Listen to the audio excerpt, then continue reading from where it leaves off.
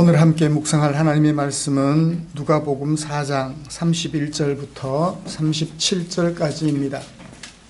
예수께서 꾸짖어 이르시되 잠잠하고 그 사람에게서 나오라 하시니 귀신이 그 사람을 무리 중에 넘어뜨리고 나오되 그 사람은 상하지 아니한지라.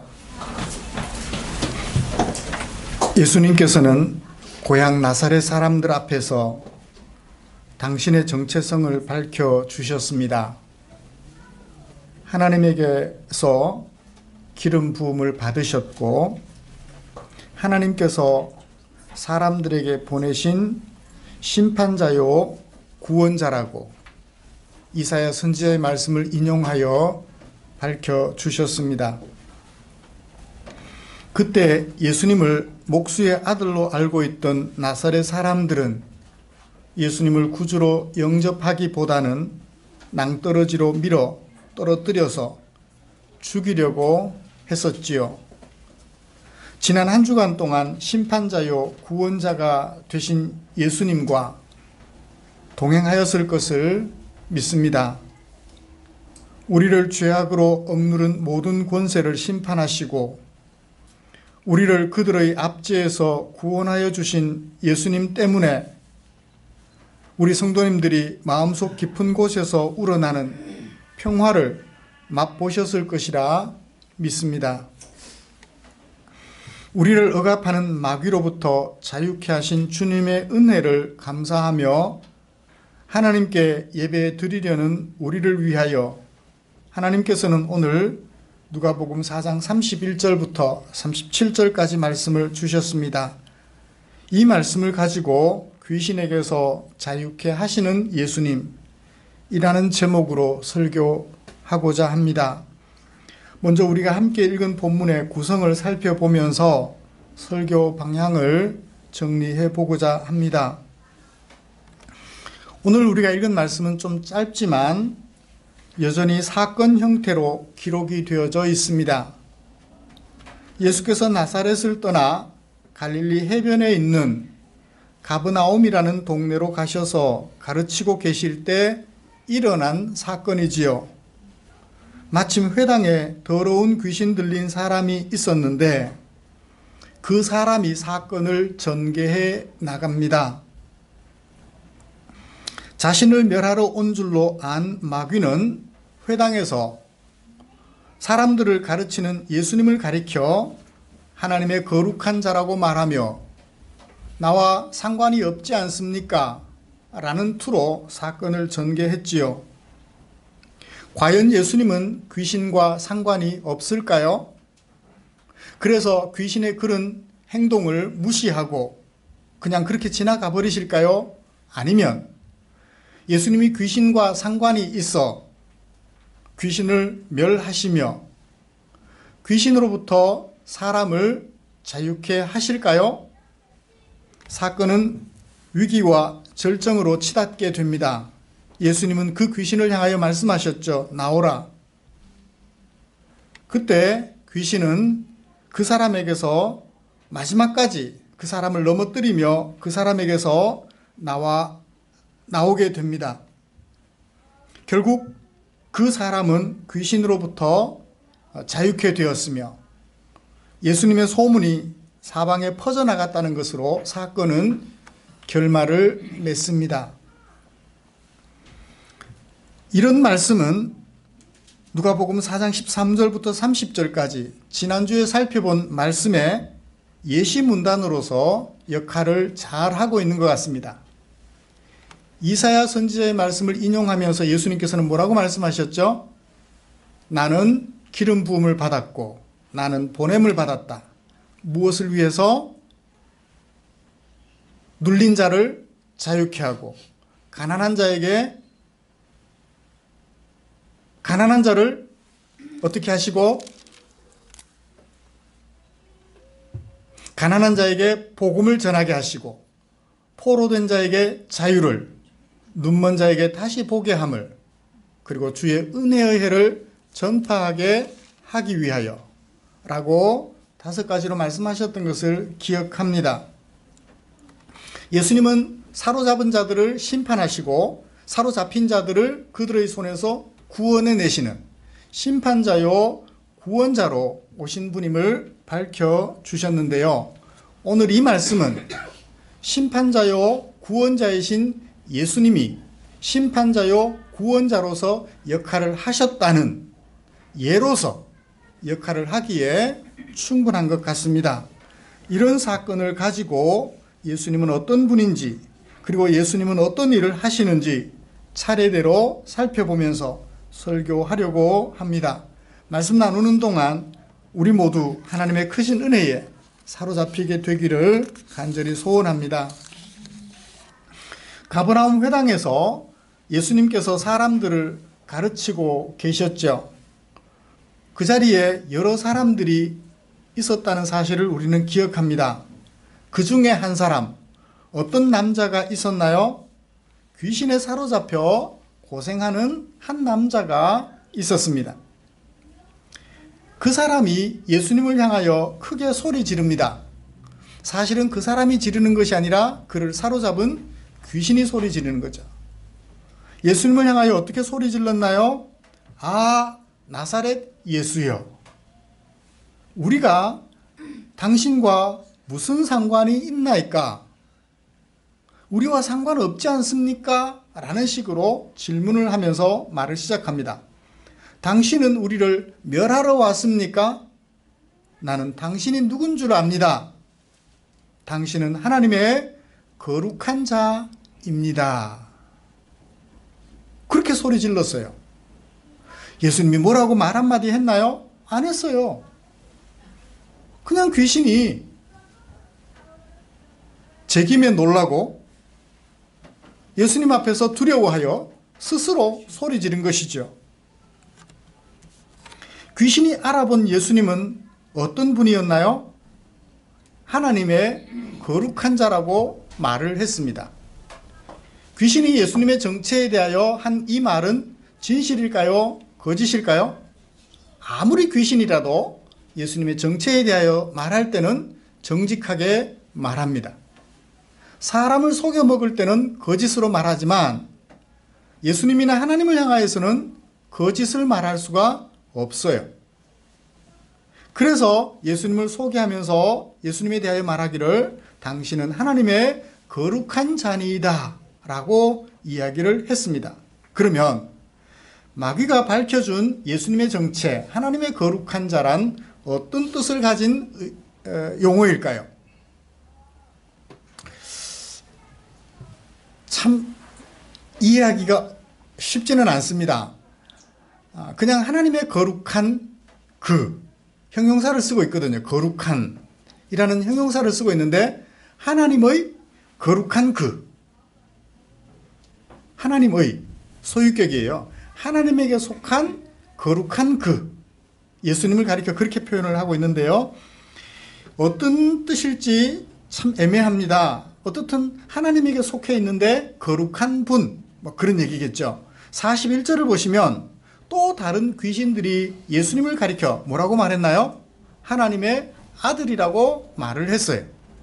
자, 지금 이 가버나움 회당에서 귀신은 하나님의 거룩한 자라고 말했고 다른 곳에서 귀신들은 하나님의 아들이라고 말합니다. 결국 거룩한 자라는 말과 아들이라는 말은 같은 사람을 가리키는 다른 용어로 이해할 수 있겠죠. 예수님은 하나님의 아들이 돼 어떤 아들? 거룩한 아들이라는 얘기죠. 귀신은 예수님을 정확하게 알아보았습니다. 하나님의 아들이시며 거룩하신 아들이다. 그리고 인정했어요. 알아볼 뿐만 아니라 인정했습니다. 뭐라고 말했나요? 그래서 당신은 하나님의 거룩한 자입니다. 귀신이 어떻게 이렇게 예수님을 정확하게 알아볼 수 있고 인정할 수 있었을까요? 이제 상상 속에서 찾아내려면 답이 안 나와요. 항상 어디서 우리는 답을 찾자고요? 성경 속에서 답을 찾자고요. 귀신이 어떻게 예수님을 정확하게 알아보고 인정했을까요? 이전에 어떻게 했는지를 살펴보면 되겠죠. 이 귀신은 4장 1절부터 12절 말씀에 광야에서 40일 금식 기도하신 예수님을 찾아가서 예수님을 시험할 때 예수님을 확인해 보았습니다. 그때 예수님을 시험하면서 조건으로 내건 것이 무엇이었죠? 당신이 하나님의 아들이거든 이렇게 하세요. 당신이 하나님의 아들이거든 이렇게 하세요. 당신이 하나님의 아들이거든 이렇게 하세요.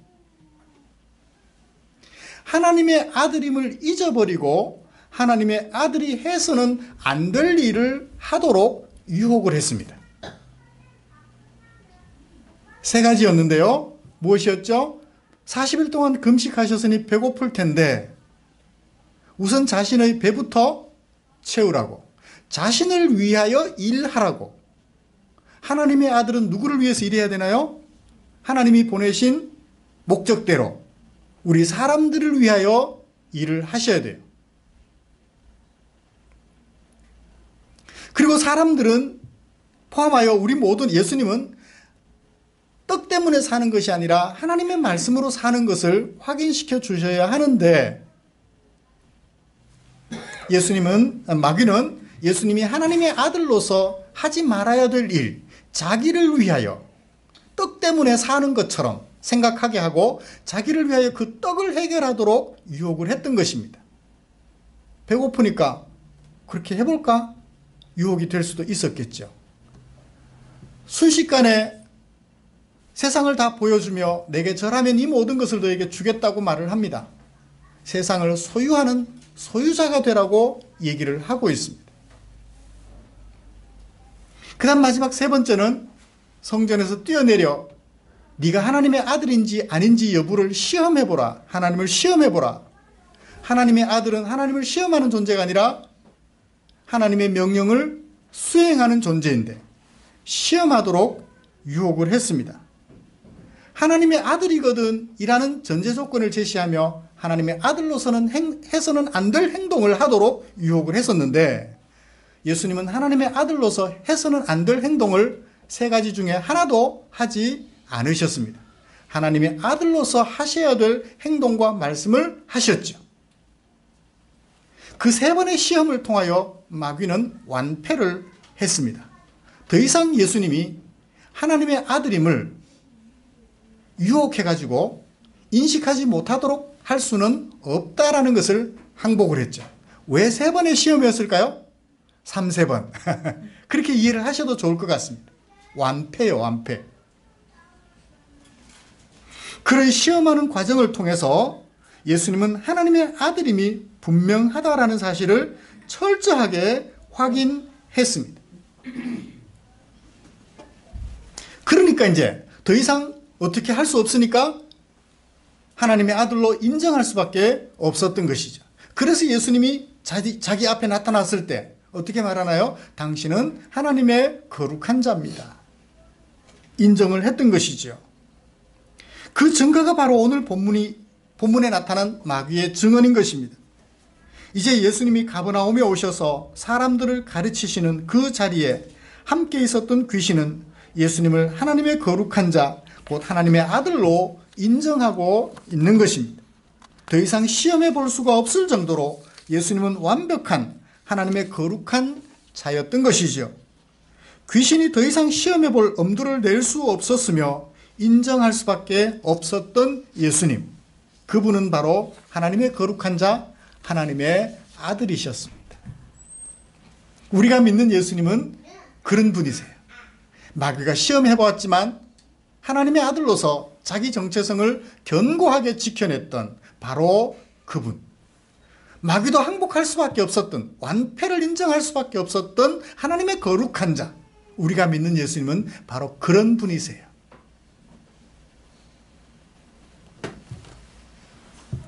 이제 이 예수님이 사람을 사로잡고 있는 그 귀신을 향하여 어떤 일을 행하실지, 또 귀신에 사로잡혀 있는 사람을 위하여 어떤 일을 행하시는지 하나님의 거룩한 자로서 그 하시는 일을 함께 살펴보면서 오늘 설교를 마무리하려고 합니다. 귀신이 예수님을 향하여 당신은 하나님의 거룩한 자입니다. 라고 말하며 나와 상관이 없습니다. 나를 멸하지 마십시오.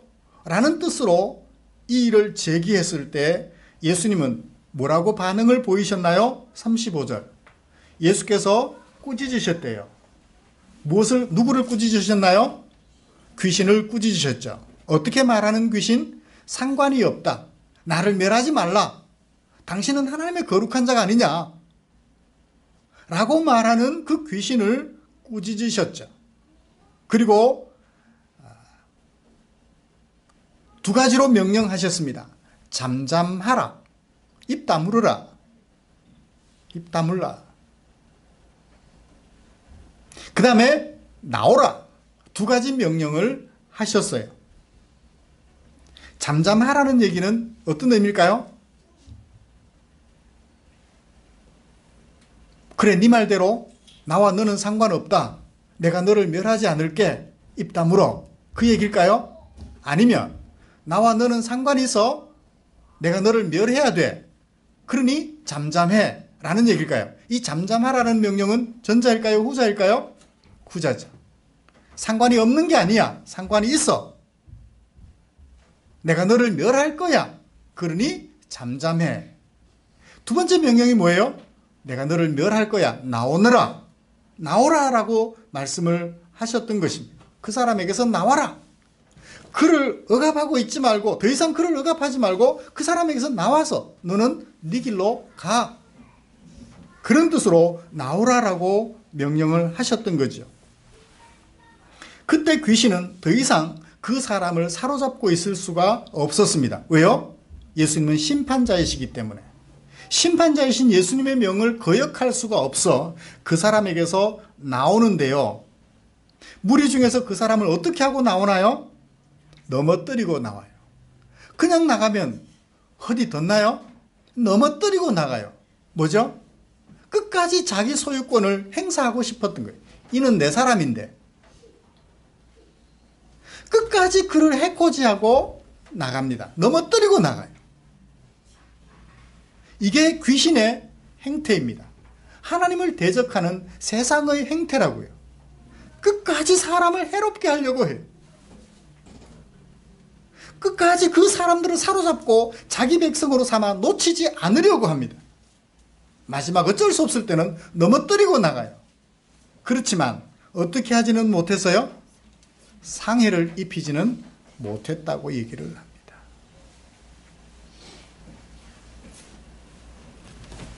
사건은 절정에 이르렀죠. 그 귀신을 쫓아내고 그 사람을 귀신에게서 자유케 하신 예수님을 가리켜 사람들이 어떤 반응을 보였나요? 놀랐다고 말합니다. 놀랐어요. 그리고 서로 말을 했다고 합니다. 무슨 말을 했나요? 이 어떠한 말씀인고, 그의 입에서 나오는 이 말씀이 도대체 어떤 말씀인고, 그 말씀을 하는 이 사람은 누군고, 권위와 능력으로 더러운 귀신을 명하며 뭐까지도 나가요? 귀신까지도 나가느냐? 귀신까지도 나가느냐? 사람이 할 수 있는 것은 많아요. 질병도 고쳐냅니다. 근데 뭐는 할 수 없어요? 귀신은 쫓아내지를 못해요. 사람은 질병은 고칠 수는 있지만 귀신을 쫓아낼 수는 없습니다. 왜? 사람은 심판자가 아니기 때문에 그러합니다. 그런데 예수님은요, 질병은 물론이요, 귀신까지도 쫓아내십니다. 그리고 귀신에게 억압되어 살아가는 사람들을 자유케 해주시는 분이셨던 것입니다. 억눌려 있던 자를 자유케 해주시는 분이셨어요. 귀신에게 포로로 붙잡혀 살아가는 사람을 자유케 해주시는, 해방시켜주시는 분이셨던 것입니다. 그래서 사람들이 놀라 자빠지며 하는 말, 이 어떠한 말씀인고, 그 말을, 이 권위와 능력을 가지고 말하는 그는 도대체 누군가? 누구죠? 하나님의 거룩한 자, 심판자요 구원자로서 우리 사람들에게 오셔서 심판을 행하시는 동시에 구원을 행하셔서 눌린 자를 자유케 해주시는 하나님의 거룩한 자라는 사실을 사람들이 인정하고 놀라 자빠지는 거죠.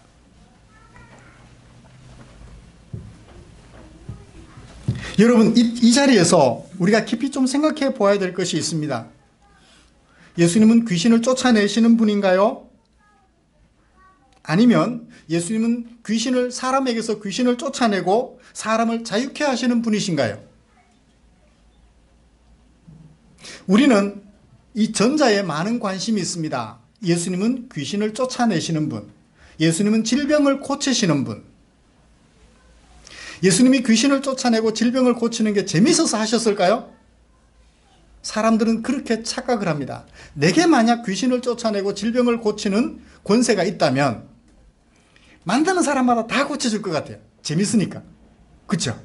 그리고 내가 그렇게 해주면 그 사람들이 내게 뭔가 반응을 보여줄 텐데 무슨 반응을 보여요? 봉투라도.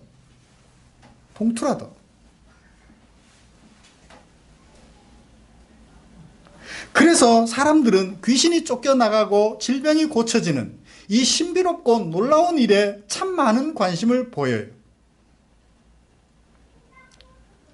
그래서 시몬 같은 사람은 바울에게 뭘 요청하나요? 당신이 죽은 자를 살리고 귀신을 쫓아내고 병 고치는 그 능력을 얼마를 주면 살 수 있느냐고, 내게도 좀 팔라고 요청하죠. 한국교회는 이런 신비주의에 많이 빠져 있어요. 귀신 쫓아내고 질병 고치고 그런 신비적이고 놀라운 일에 관심이 참 많아서 예수님을 믿는 이유도 귀신 쫓아내고 질병 고치려고. 예수님은 귀신 쫓아내고 질병을 고치는 것은 수단에 불과했어요. 예수님은 그것을 수단으로 삼으셨습니다. 목적은 무엇인가요? 하나님의 아들로서. 목적은 귀신을 쫓아내고 질병을 고치시는 목적은 그를 질병과 귀신으로부터 자유케 하시는, 죄의 사슬로부터 자유케 하시는 것이었어요. 그것을 위해서 예수님은 하나님의 거룩한 자로 이 땅에 사람으로 오셨던 거예요. 하나님으로서 아무리 소리쳐 봐도, 사람들을 보내서 소리쳐 봐도 사람들을 다 죽여버리고 하나님의 소리를 듣지 않아요. 그래서 마침내 하나님께서는 누구까지 보내셨나요? 당신의 독생하신 아들 예수 그리스도까지 보내주셨습니다. 아들을 보내면 그 말을 듣겠지. 그런데 이 세상 사람들은, 세상의 귀신은 그 아들까지도 죽여버렸어요. 하나님께서는 그 아들의 죽음을 이용하여 활용하셔서 우리의 죄값을 대신 받으시고 우리를 죽게 하며 우리를 억압하는 사탄의 세력을 쓰러뜨리신 것이죠. 그리고 우리를 자유케 해 주셨습니다. 예수님은 이와 같이 귀신 쫓아내는 일을, 또 질병 고치는 일을 재미삼아 하지 않으셨습니다. 그것이 목적이 아니었어요. 그것을 통하여 사람들을 자유케 하고 하나님의 백성으로서 온전하게 거룩하게 살아갈 수 있도록 돕고자 그 일을 행하셨던 것입니다. 사랑하는 성도 여러분, 오늘 제가 이 본문을 가지고 두 가지로 나누어 설명해 드렸습니다. 예수님은 마귀가 예수님을 시험하고 더 이상 어떻게 할 수 없어서 확실하게 패배를 인정하고 예수님 앞에 자신을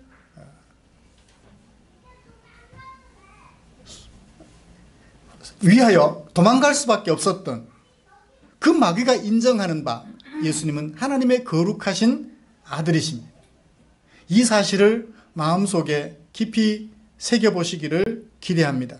그리고 더 나아가서 이 예수님은 하나님의 거룩하신 아들로, 마귀도 인정하는 하나님의 거룩하신 아들로 이 땅에 오셔서 우리를 위하여 하시는 일은 무엇인가요?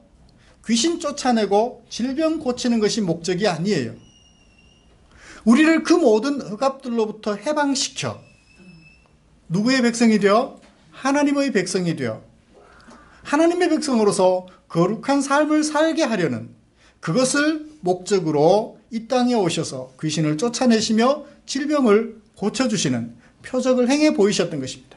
당신이 하나님의 아들임을 징표로 보여주셨던 것이죠. 우리의 관심은 어디에 집중되어야 할까요? 하나님의 아들이 행하시는 귀신 쫓아내시는 일, 하나님의 아들이 행하시는 질병 고치는 일, 거기에 관심 가져야 할까요? 아니면 그런 예수님 때문에 하나님의 백성으로서 자유를 얻게 되었다는 이 사실에 관심을 가져야 할까요? 오늘날 한국교회의 많은 성도들이 아직까지도 귀신 쫓아내고 질병 고치는 일에 관심 가지고 있다면 그것은 예수님께서 이 땅에 오셔서 우리를 위하여 하신 일에 이율배반적인 옳지 못한 관심일 것입니다. 그 일을 통하여 우리를 자유케 하셨다는, 하나님의 백성이 되게 하셨다는 그 사실에 관심을 가지고 하나님의 백성으로서 예수님 때문에 하나님의 백성이 되었으니 하나님의 백성으로서 날마다 자신을 거룩하게 하려는 그 일에 최선을 다하는 저와 여러분들이 되어야 할 줄 믿습니다. 기도하겠습니다.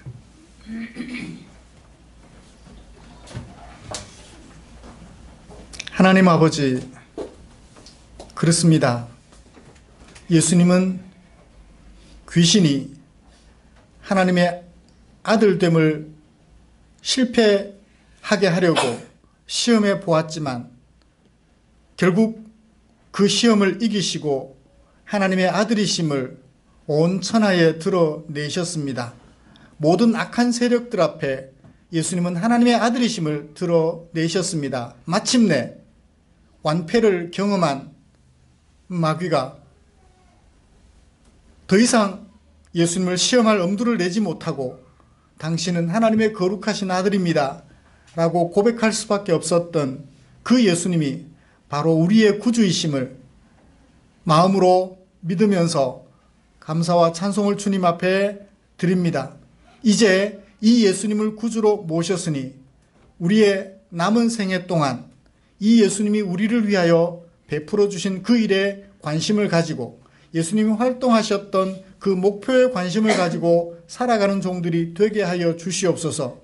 귀신 쫓아내고 질병 고치는 일에 관심 가질 것이 아니라 귀신 쫓아내고 질병 고치는 과정을 통하여 우리를 자유케 하신 그 예수님을 기억하며 자유의 백성으로서 더 이상 귀신에게 사로잡혀 거짓을 일삼고 미움과 다툼과 분열과 성냄과 육체의 정욕에 사로잡혀 살아가는 그런 어리석은 종들이 되지 않도록 주의 은혜 베풀어 주시기를 소원합니다.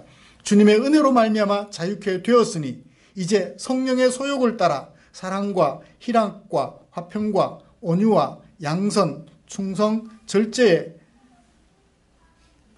삶을 살아서 하나님을 영화롭게 하고 사람들에게 하나님의 영화로우심을 온전히 드러내며 살아가는 빛과 소금으로서의 성도들의 삶이 되기에 부족함이 없도록 인도하여 주시기를 원합니다. 언제나 우리를 사랑하여 귀한 말씀으로 깨우쳐 주시며 우리의 삶의 방향을 찾아 나아갈 수 있도록 도와주시는 주께 감사드리며 예수님의 이름으로 기도드리옵나이다. 아멘. 찬송가